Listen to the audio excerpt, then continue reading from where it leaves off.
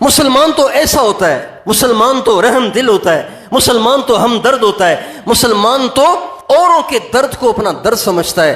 خنجر لگے کسی کو تڑپتے ہیں ہم امیر، سارے جہاں کا درد ہمارے جگر میں ہے۔ ہمارے مولانا جمشید صاحب فرماتے تھے کہ ایک ہوک سی دل میں اٹھتی ہے، ایک درد جگر میں ہوتا ہے، ہم رات کو اٹھ اٹھ روتے ہیں جب سارا عالم سوتا ہے۔ مسلمان تو ایسا ہوتا ہے کہ وہ کسی کا دکھ سہ نہیں سکتا، کسی پریشانی کو برداشت نہیں کر سکتا، اور جم کی طرف وہ جا رہا ہو اور یہ برداشت کر لے، اللہ کی نافرمانی میں زندگی گزار رہا ہو اور یہ برداشت کر لے۔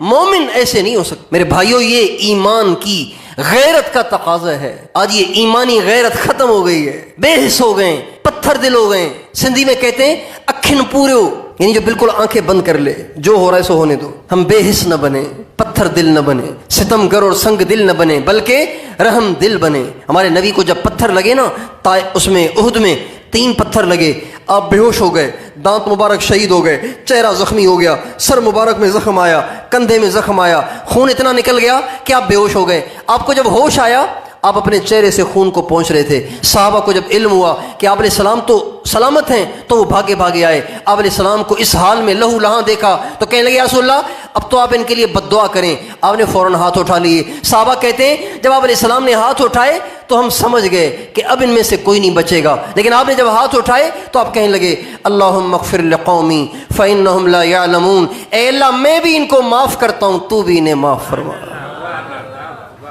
صحابہ نے کہا یا رسول اللہ آپ سے ہم نے تو بد دعا کی درخواست کی تھی، آپ نے دعا کر دی۔ آپ نے فرمایا انی لم ابعث لعانا ولکنی بعثت داعیا ورحمتا، میں بد دعائیں دینے نہیں آیا ہوں، میں تو دعائیں دینے آیا ہوں، آیا اس لیے ہوں، میں تو دعائیں دینے اور رحمت بن کے آیا ہوں۔ میرے دوستو مسلمان ایسا ہی ہوتا ہے کہ اس کے دل میں اوروں کے لیے احساس ہوتا ہے، اوروں کی ہمدردی ہوتی ہے، اوروں کی خیر خواہی ہوتی ہے۔ تو بھئی کیا خیال ہے آج کے بعد ساری زندگی ایمانی غیرت کا ثبوت دیں گے؟ کیسے؟ اول درجہ جس کو نافرمانی میں دیکھیں ایسی محنت کوشش کریں، ایسی تدبیر اختیار کریں کہ وہ یہ چیزیں چھوڑ دیں۔ ایک چھوٹا سا واقعہ سناتا ہوں۔ ہمارے ایک بہت بڑے بزرگ تھے حضرت سید عطا اللہ شاہ بخاری، مولانا سید عطا اللہ شاہ بخاری رحمۃ اللہ علیہ، بہت بڑے خطیب تھے۔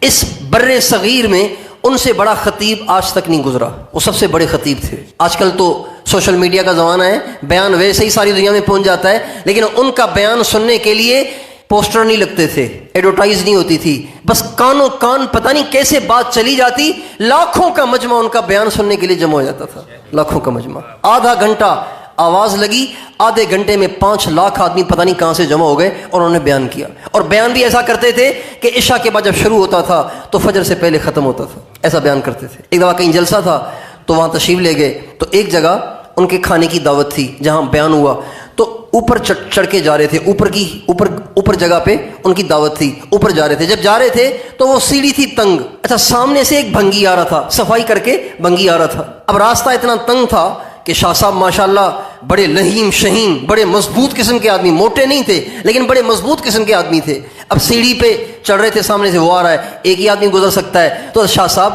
یوں دیوار سے چپک کے کھڑے ہو گئے اور سے کہا آپ تشریف لے آئے۔ کشن تھا، جب وہ قریب آیا تو فرمایا کیا کرتے ہو؟ کہا جی گندگیاں اٹھاتا ہوں، صفائیاں کرتا ہوں۔ تو فرمایا کچھ یہاں کی گندگی بھی صاف کرتے جاؤ، عطا اللہ بڑا اندر سے گندا ہو گیا ہے، کچھ یہاں کی گندگیاں بھی صاف کرتے جاؤ۔ یہ کہا اور اس کا ہاتھ پکڑا اور اس کو اوپر لے گئے، اپنے ہاتھ سے اس کو ہاتھ دھلائے اور لقمہ توڑ کے اس کے منہ میں ڈالنے لگے۔ جب منہ میں ڈالنے لگے نا، وہ کہنے لگا حضرت ہاتھ جوڑتا ہوں، تھوڑا سا مجھے وقفہ دیں، تھوڑی سی مجھے مہلت دیں۔